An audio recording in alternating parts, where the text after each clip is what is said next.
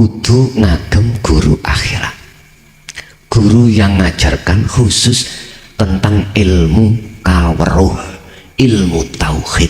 Mbah Buyut biyen ngarani ilmu tuwek, ilmu sepuh, ilmu lakune ati.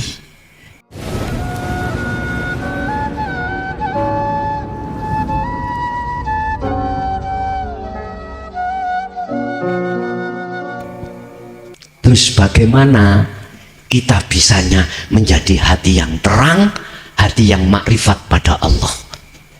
Allahumma sholli ala Muhammad. Diteruskan nggih. Nggih, ngapunten pengaosan kula, materi kula cuman ranahnya dateng hati. Dandani roh, dandani hati, mboten dandani jasad.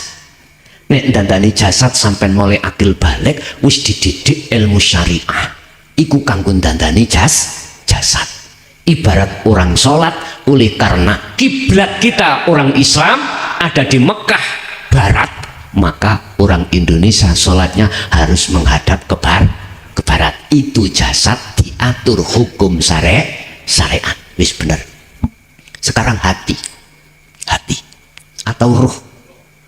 Bagaimana ruh atau hati ini? Imam Ghazali nek dawuh tentang hati di dalam kitab perang sing paling abot yaitu perang ngelawan hawa nafsune dhewe.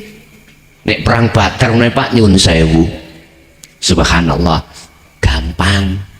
Perang ning Ambon ya padha ketoke gampang, nang poso perang antara wong Islam ambek wong selain Islam gampang. Lah perang melawan hawa nafsu iku dulure dhewe. Nafsu ngomong wa zuyyina linnasi hubbus syahawah, dengan kesenangan dunia ini, kata nafsu, akan ku poles, akan ku berikan satu iming-iming. Apa iming-iming itu Pak? Janji-janji kalau kesenangan dunia itu akan jadi segala-galanya. Bagaimana hati atau ruh kita itu didesain oleh nafsu supaya hati tidak mencintai Allah. Subhanallah. Mengapa kita masyarakat bawah itu tidak mengenal tentang ilmu itu? Padahal inilah kunci jenengan kali kula sok husnul khotimah atau su'ul khotimah. Mengapa masyarakat bawah tidak dikenalkan hal ini? Ya udah, jawaban sendiri. Makanya kula tidak akan membahas yang bukan poksi saya.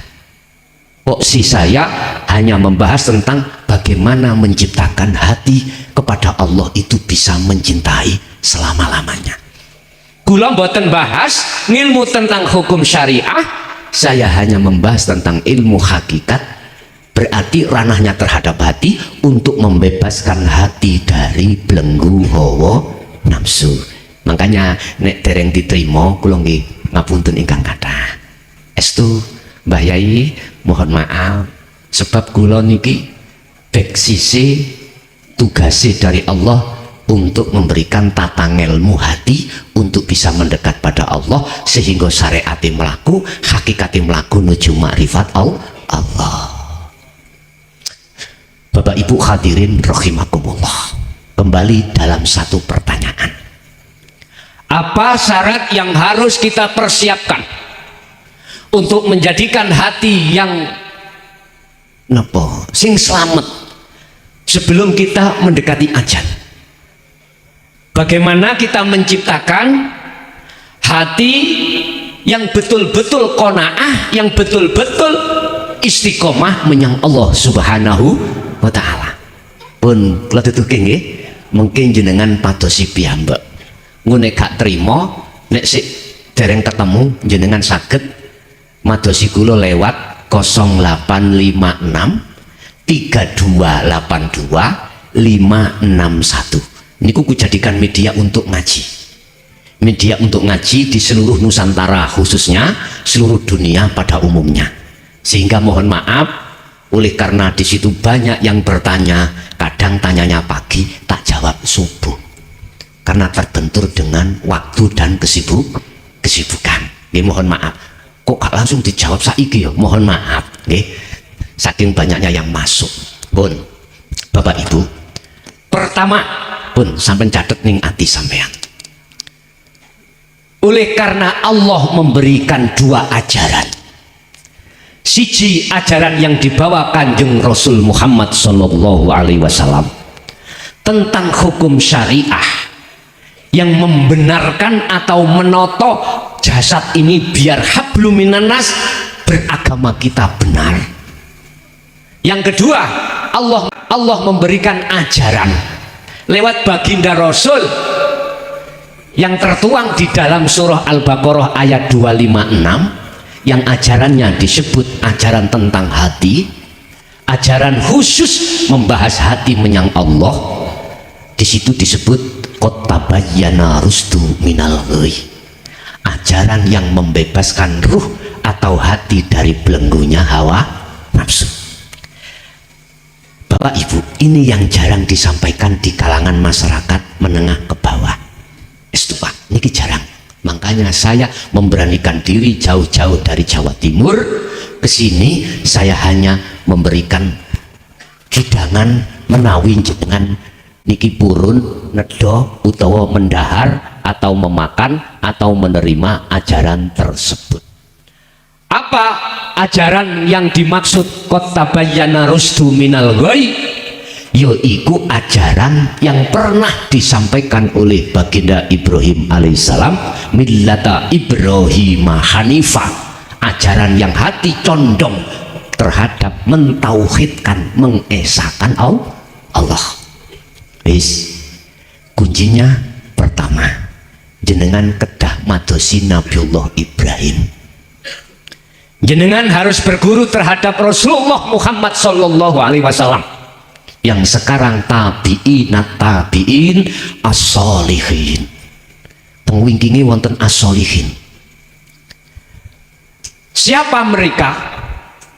Beliau-beliau itu akan mengajarkan khusus tentang ilmu tauhid, ilmu yang membahas bagaimana cara untuk mengesahkan pada Allah. Niki bukan jasad loh Pak, bukan jasad. Sekali lagi, ini bukan jasad tapi urusan hati. Nah, di situ dituangkan manakala Anda sudah mendapatkan figur seorang guru akhirat tadi yang tabi'in, hati panjenengan pasti akan bisa melakukan hadis qad tabayyana rusdu minal ghayy wa may yakfur bittaghuti wa yu'min billah. Hatimu pasti akan meninggalkan, hati lo bukan jasad, meninggalkan kesenangan dunia. Walaupun jasad tiap hari berinteraksi dengan kesenangan dunia, kerja mencari kebutuhan dunia karena hukum syariat wajib, tapi hati tetap meninggalkan kesenangan dunia. Satu sisi wa yu'min billah, hati panjenengan bakal menemui hudur mung dateng Gusti Allah. Piye carane? Siji tadi kudu ngagem guru akhirat, guru yang ngajarkan khusus tentang ilmu kaweruh, ilmu tauhid. Mbah Buyut yen ngarani ilmu tuwek, ilmu sepuh, ilmu lakune ati. Niku tertuang di dalam surah Al-Kahfi ayat 1 sedoso. Wa man kana yarju liqa'a rabbi falyamal amalan saleh wala yusyrik bi ibadati rabbih ahada.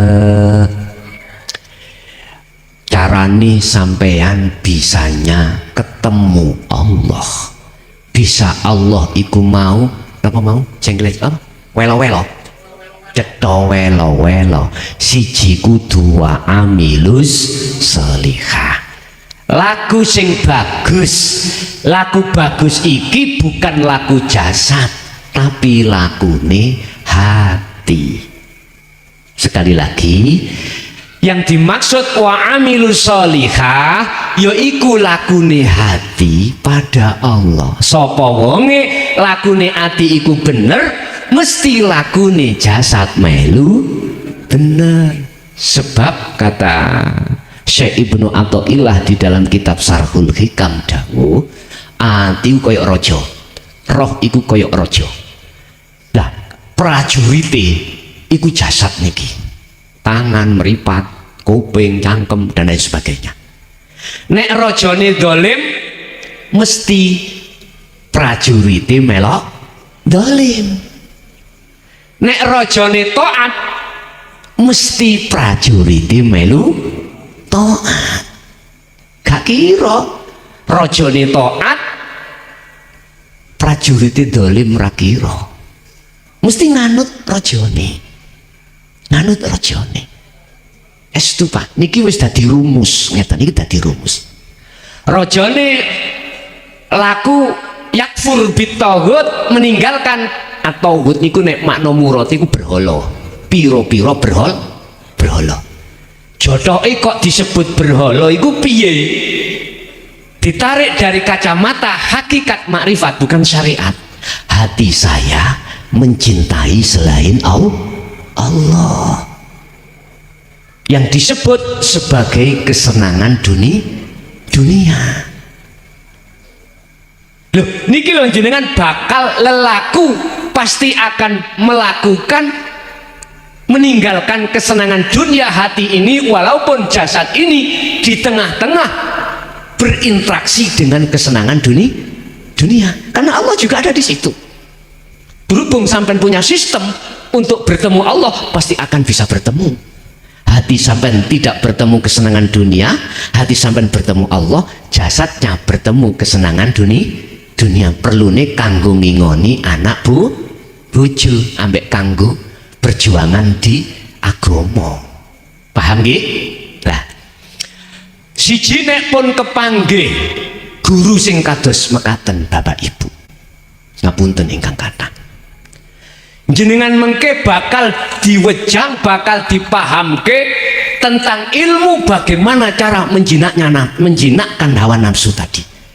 Otomatis sampai bakal dikasih satu ilmu untuk diamalkan, dilakoni, saya suwe semakin lama nafsu iku akan jinak. Nafsu mang dijak sholat, angel ya apa akhirnya manut. Nafsu iku dijak sedekah wangele pol akhirnya manut. Yang merintangi iku wis ora patek berpengaruh. Niki lakune ati lho ya, duduk lakune jasad. Jasad engko manut, jasad iku kok manut. Wis. Kalau ilmu itu sudah jenengan kagem akan membuahkan satu kefahaman untuk mengamalkan kepada Allah illa liya'budun dengan benar. Kita akan dibimbing bagaimana sholat yang khusyuk, bagaimana kita berinteraksi dengan duniawiyah ini ada keseimbangan antara syariat dengan hakikat menuju makrifat pada Allah. Pasti akan dibimbing teng mriku. Jenengan laku panjenengan inilah yang akan disebut sebagai uzlah atau kholwat atau zuhud. Pasti teng mriku jenengan akan dibuka sistem kunci bagaimana jenengan kali kula niki sagete kepanggih nyoto jengleh-jengleh yang disebut Allah itu sendiri. Bapak Ibu, ing dalam ilmu syariat bimbing no jenengan, ngenal no jenengan kali kula datang Allah itu sebatas ismudat. Surat Al-Fatihah ayat pertama disebut no bismillahi kelawan nyebut asmaning Allah. Dengan menyebut nama Allah yang maha pengasih dan lagi maha penyayang. Mohon maaf, ternyata tidak kita sadari Allah itu adalah nama. Paham ya? Di mana ada nama pasti ada yang memiliki nama. Ibarat ini namanya degan. Degan.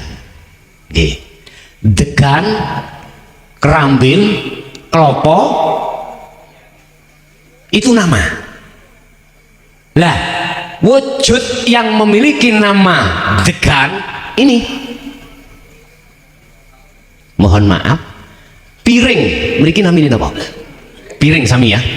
Iku sebuah nama. Wujud sing duweni nama piring, aku yakin bukan degan. Paham nggih? Oke. Serban itu adalah nama. Wujudnya serban ya iki. Allah itu nama.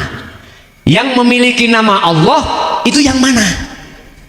Lah ini Bapak Ibu ngelmu sing supaya masuk di situ minim sekali diajarkan di tengah umat Islam. Makanya saya memberanikan diri untuk mencoba mengurai dengan harapan sholat sampai ben khusyuk, ati sampai ben kenal Gusti Allah, tidak hanya sebuah nama tapi juga yang memiliki nama Allah. Allahumma sholli ala Muhammad. Sinten gusing duweni nama Allah, dibuka di dalam surah Al-Isra ayat 1. Subhanalladzi asra bi'abdihi lailan. Wis. Subhana moho suci sopo alladzi. Alladzi. Tulisan Allah kan boten enten teng mriku. Karena sampean wis toto alladzi. Sopo alladzi iki? Dimaknani adalah zat. Di bahasa Jawa kan hidup, urip. Asra kang nglakokake sapa alladzi bi abdihi kelawan kawulane alladzi ai Muhammadur Rasulullah sallallahu alaihi wasallam. Iki nyeritakno Isra Mi'raj Kanjeng Nabi. Abdihi niku nek kula terjemahkan dari sisi hakikat panjenengan. Ya kuwi urip sing nglakokake jenengan tekan omah mrene. Mengapa hati pada waktu berangkat tidak makrifat Allah, tidak merasa yang memperjalankan jenengan kali kula iku Allah? Jawabane mek situ, krana ati sampean kali kula wonten tutupe. Apapun alasan panjenengan mripat dohir, nek ketutup ditutuke ning ngarepmu, di depanmu ada degan, bisa melihat? Nggak akan bisa. Makanya Rasulullah pernah memberikan nopo yo terhadap sahabat niku, sopo sahabat yang isok yang bisa sholat dengan khusyuk, saya kasih serban hijau, gitu toh. Subhanallah. Para sahabat seluruhnya tidak bisa kecuali Sayyidina Ali radhiyallahu Sayyidina Ali karamallahu wajhah. Itu pun ketika mau salam hatinya ingat serban. Mohon maaf, iki ada yang mentafsirkan ini Pak, tapi saya kurang sepaham. Mohon maaf ya. Wong Sayyidina Ali sahabatnya gak iso, apa maneh kita? Mohon maaf, saya tidak sepaham dengan kalimat itu, statement seperti itu. Mengapa saya tidak sepaham? Karena ada ayat yang mengatakan aku akan menghendaki kawulaku yang ku kehendaki siapapun yang bisa menghadap dan bertemu aku. Lebih pantas mungguh kula tak tafsir nih dawe Rasulullah iku ngenten. Itu menunjukkan bahwasanya siapapun kita, manakala hati masih buta pada Allah, tidak akan pernah bisa sholat dengan khusyuk. Apa mesti sing kopian ini khusyuk? Telek ah. Sampeyan tahu telek nggih? Apa mesti sing jasan surbanan terus sing apa jubah niku mesti khusyuk? Belea. Innallaha la yanduru ila suwarikum wa amwalikum walakinnallaha yanduru fi qulubikum. Allah iku ora ndelok status dohir. Bah iki kiai, bah iki santri, bah iki wong. Kalau hati sampeyan kali kulo, siapapun kita, tatkala hati masih terhijabi perkara selain Allah, telek. Nek isok sholat khusyuk. Itu kalau boleh saya tafsirkan dawai Kanjeng Rasul seperti itu. Siapapun kita, tatkala hati masih terhijabi, matanya hati terhijab. Apa sih mata hati? Al-imanul haq, iman yang sudah sampai ke ihsan. Itu mata hati. Itu masih terhijabi dengan sesuatu, maka nggak akan bisa hati ini sholat dengan khusyuk.